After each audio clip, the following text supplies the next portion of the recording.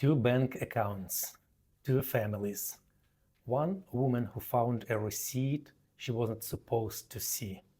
Safety or prison? Love or logistics? Hi, I'm Alec. I'm a psychologist with 20 years of experience and I hold a degree in this work. And what you are about to hear is a real story. Anonymous, personal, the kind someone told me in this office. I changed the names, the details, the locations, but I didn't change the pain and I didn't change the truth. Like this video if you believe that silence kills more often than mistakes do. And subscribe, because the next story is already waiting outside the doors. Let's begin. There is a specific kind of discovery that doesn't arrive with a bang. No shouting, no smashed plates.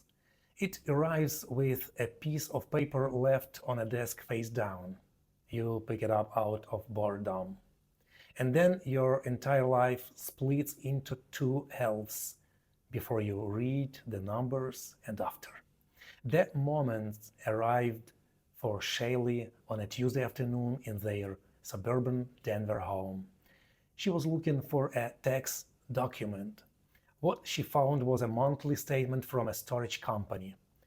Except it wasn't storage. It was a rental agreement for an apartment in Salt Lake City. 2 bedrooms, signed by her husband Brian, 14 months active. Shaylee was 39, Brian was 41. 2 kids, a boy 9 and a girl 7. They lived in a 5-bedroom house with a swing set in the backyard and 2 cars in the garage.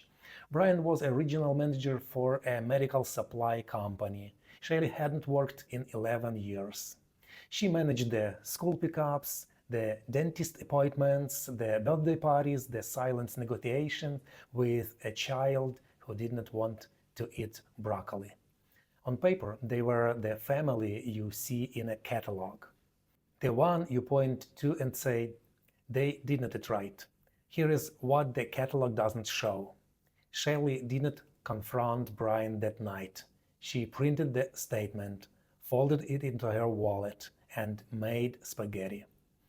She asked about his day, he asked about homework. They watched 40 minutes of a show she could name now if you paid her.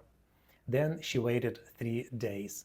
During those 3 days, she searched his laptop while he showered, found email receipts, found a second phone number on a family plan she didn't recognize, found photos of a woman named Kendra, age 26, and toddler boy, age 2, who had Brian's chin. She sat on the bathroom floor with the laptop. The shower water ran. She didn't cry, she just felt the floor tiles cold through her jeans and thought, I have no degree, I have no resume, I have no recent references except a PTA newsletter. That's the part people don't talk about. The betrayal is painful, but the math that follows is what actually destroys you. Brian came out of the shower, towel around his waist, and saw her on the floor, saw the laptop, saw her face. He didn't lie. That's the only generous thing I can say about him. He sat down across from her, told her everything. Kendra has worked at his company's Salt Lake branch 3 years ago. She got pregnant. He set her up in that apartment, visited twice a month on business trips. The boy's name was Ethan. He paid for everything: rent, diapers, health insurance, approximately $2,200 a month withdraw from a separate account Shaylee never knew existed. He said he loved Shaylee. He also said he loved Kendra. He said this with complete seriousness, as if he had solved a logic puzzle rather than created a catastrophe. Shaylee asked one question. Not why, not how could you. She asked, what happens to me and the children if I leave you? Brian hesitated. Then he said, You would have to get a job. That was the moment she understood, not the affair, the hesitation. Because they had already calculated her dependence, and he had already decided it was not his problem to solve. For the next 6 weeks, Shaylee lived in a gray zone. She slept in the same bed, made the same breakfasts. Brian continued his routine.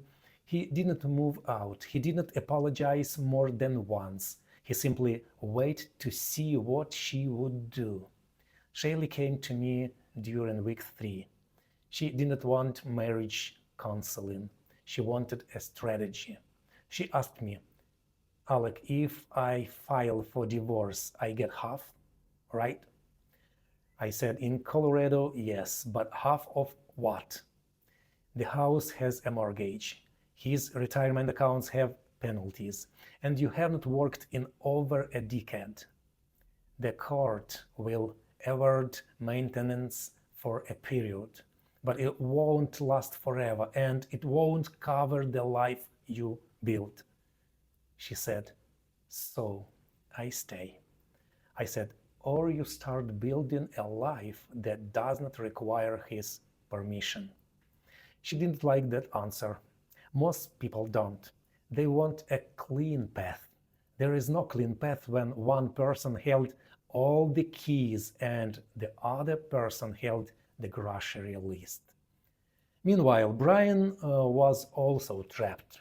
Not in the way Shaylee was trapped. He had money, he had options, but he had constructed a situation where 2 women and 3 children depended on him, and neither woman would accept the other. Kendra wanted a ring. Shaylee wanted the marriage to end on her terms, not his. He told me in a separate session, I never intended this, it just happened. I said, you rented an apartment in another state. That's 14 months of intention. Brian, that's not an accident, that's a second life. He didn't respond. He just sat there with his hands folded, a man who managed budgets and employees and couldn't manage the simple fact that he had broken a contract he signed 20 years ago. Shaylee eventually made a decision. Not the one I expected, not the one her friends wanted. She did not file for divorce immediately. Instead, she enrolled in a 6-month medical billing certification program, online classes. Nights after the children went to sleep, Brian knew. He did not stop her. He also did not help her. He just watched, the way you watched a car you know is about to leave the garage. She also hired a forensic accountant with money borrowed from her sister. Found that Brian had transferred approximately $43,000 into Kendra's account over 2 years. The marital assets. The ones Shaylee had a legal claim to. She still did not confront him publicly. She just collected evidence, page by page, statement by statement. Shaylee told me once, I am not staying because I love him. I am staying until I can afford to leave, and he will not see it coming. That was 8 months ago. Today, Shaylee is nearly finished with her certification. She has a quick job interview next week at a clinic 20 miles from the house. Brian doesn't know, and Kendra doesn't know. The children still eat breakfast and argue about screen time and have no idea that their mother has been building an exit ramp one night at a time. Brian has started talking about a vacation, a family trip to Florida. He seems almost relaxed because he believes the crisis has passed. He believes that she accepted the situation. He believes his 2 lives can continue indefinitely. He is wrong. Shaylee will file for divorce in the spring.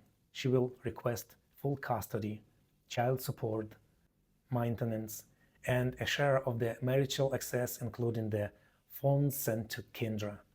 She has a lawyer. She has a folder with 237 pages of documentation. She has a certification that will let her earn her own money for the first time in 11 years. What she does not have is anger anymore. That's the part that surprised her. She told me last week, Alec, I don't hate him. I just realized he was never my partner. He was my landlord, and I was paying rent with my life. So here's my question for you, and I want you to sit with it before you answer.